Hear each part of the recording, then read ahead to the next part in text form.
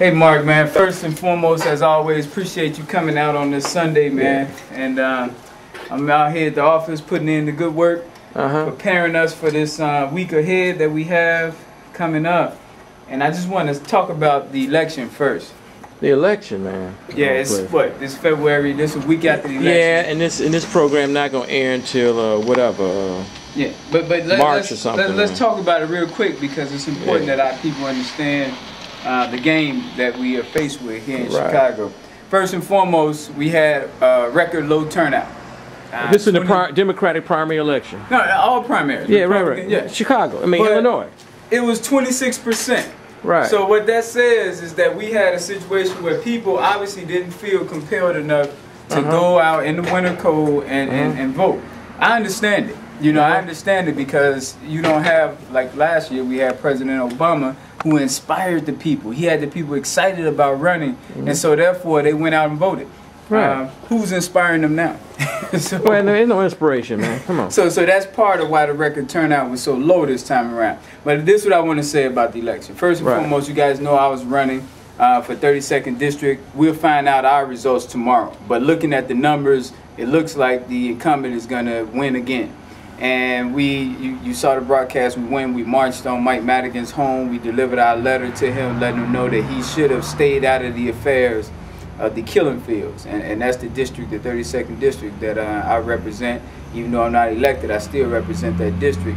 And the problem that I had with what he did was he paid for, and we know he spent over $10,000 in attorney fees just to make certain that my name wasn't even on the ballot. Let's say that slow. Mike Madigan, for those who don't, because there's people, they don't know who Mike Madigan is. Now, he's really just a state senator, state rep. He's state rep.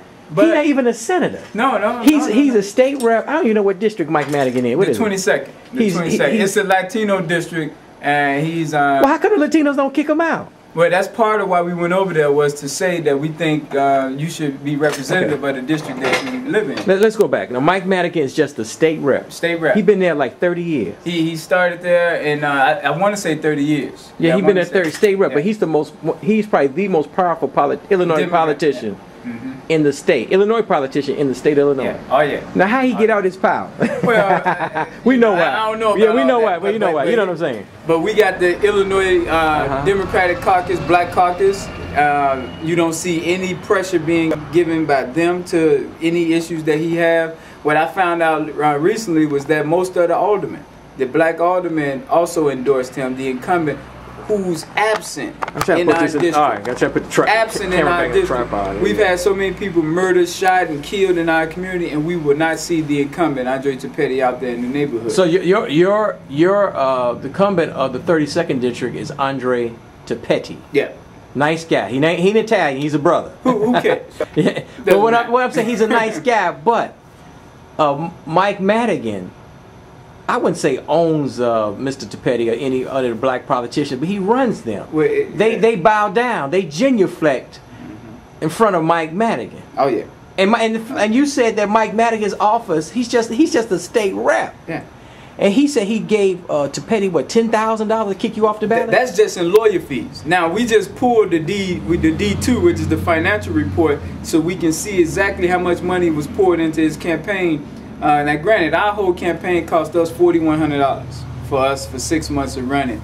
Topetti spent $37,000 in the last 90 days on the race, and that's why a lot of people saw his literature saturated throughout the district. Wait, let's break it down, because I'm sorry cutting you. People get mad at me. Mark, you cutting people off, man. Let them talk. No, you know, people at home, they talking this yang.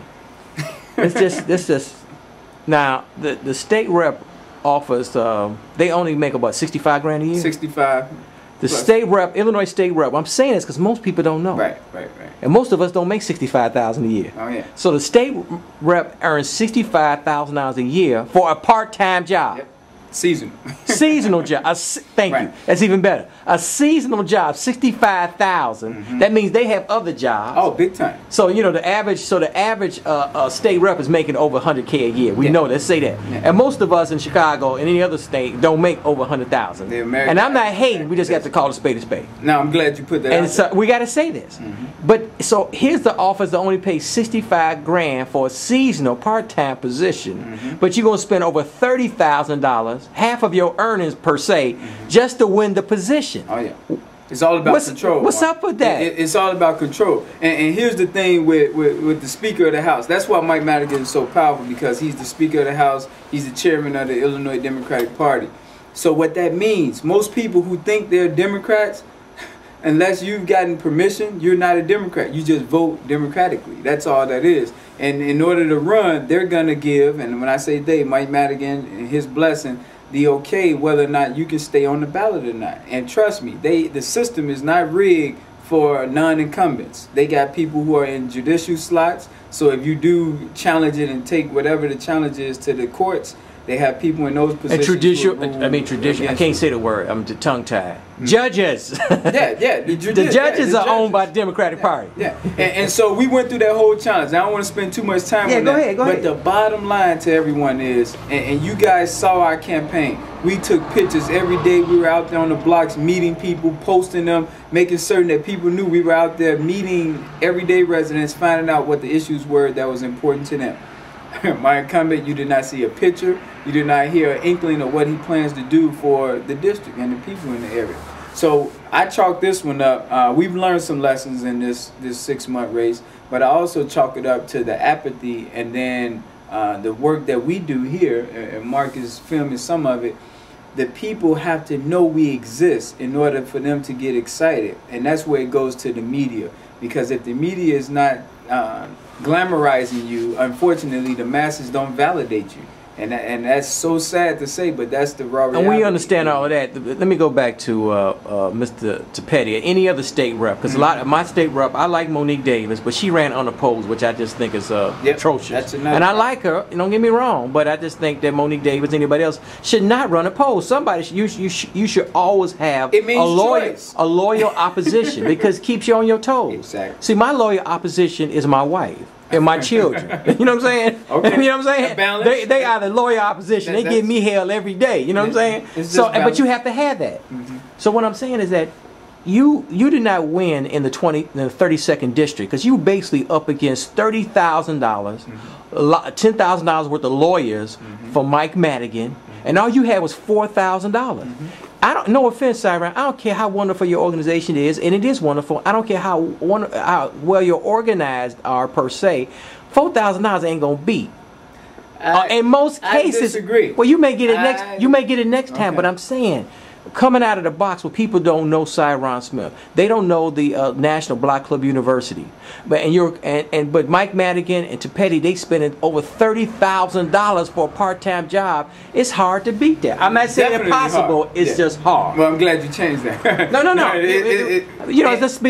Let's be real, man. But here's what the average voter and the people on the other side of the camera here should think about. Whenever you see literature and people advertising what they've done, you should ask the question, have I seen it? Have I been a witness to the wonderful flyers that was coming in the mail? And the chances are you weren't a witness to it. The other part I want to speak about real briefly is the 6 aldermen. It was 7 wards, but 6 particular aldermen that gave a blessing to Andre Petty as well. This is in the 32nd district. Throughout the whole 32nd district covers 6 wards on the south side. 7 wards on the south side. 6 African American, 1 Caucasian alderman. But what I want to say to you guys is all those aldermen gave the blessing to Andre Petty. They were circulating the literature. Some of them stayed under wraps, and they did it very clandestine. Yeah, they did it very indiscriminately, so you wouldn't have known. But our people on the blocks, and they told us they received phone calls from people saying, you know, here's the people we suggest that you vote for. Fine and dandy, that's fine. But that's one of the reasons why we're going to put a whole slew of candidates in the fields for this municipal election, so that we can remove these people. And I would say this. I do not see not one alderman in the city council fighting Mayor Daley.